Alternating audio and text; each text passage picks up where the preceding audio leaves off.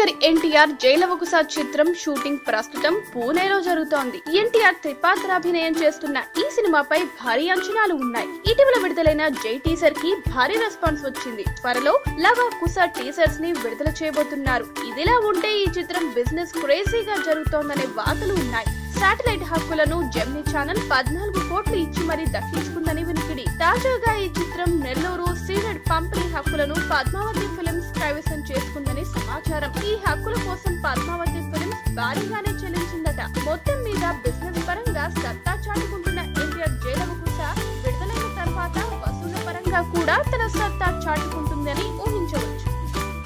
ఈ వీడియో గనుక మీకు నచ్చినట్టయితే లైక్ చేయండి, షేర్ చేయండి, సబ్స్క్రైబ్ చేసుకోండి.